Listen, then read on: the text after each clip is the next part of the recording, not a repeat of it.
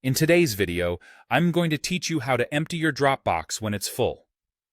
Managing your digital storage effectively is crucial to keeping your workflow organized and ensuring you always have space for your most important files.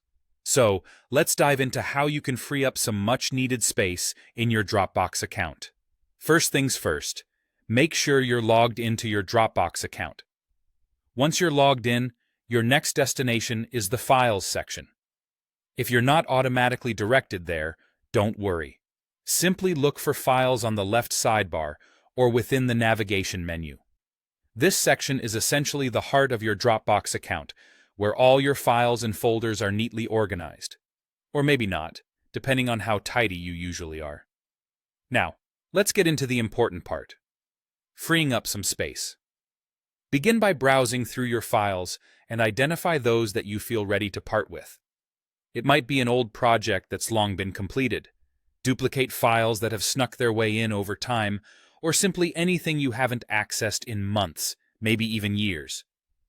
With a bit of thoughtful consideration, select a file that you want to delete by clicking on it.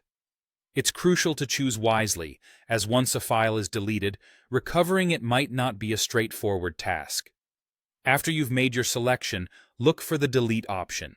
Depending on the interface you're using, it might appear as a trash can icon or could be listed in a menu. Click on Delete to remove the file from your Dropbox. This step is a vital part of managing your storage quota and ensures that only essential files take up your valuable digital space. Deleting files can sometimes feel a bit final, but remember, it's all about making room for the new and ensuring that your digital storage doesn't become a hindrance to your productivity. Here's a pro tip before you start deleting. Consider whether any of these files should be backed up elsewhere. Sometimes, what seems unimportant now could become valuable later. An external hard drive, another cloud storage service, or even a USB flash drive can be excellent backup locations before you proceed with deletion. In summary, navigating to Dropbox.com, logging in, accessing your files, selecting unneeded files, and deleting them are straightforward steps that can help you manage your Dropbox storage effectively. Digital clutter can be just as cumbersome as physical clutter, so taking the time to periodically review and remove unnecessary files will not only free up space, but also make it easier for you to locate and work with the files you truly need. Remember, the goal here is not just about deleting files to make room.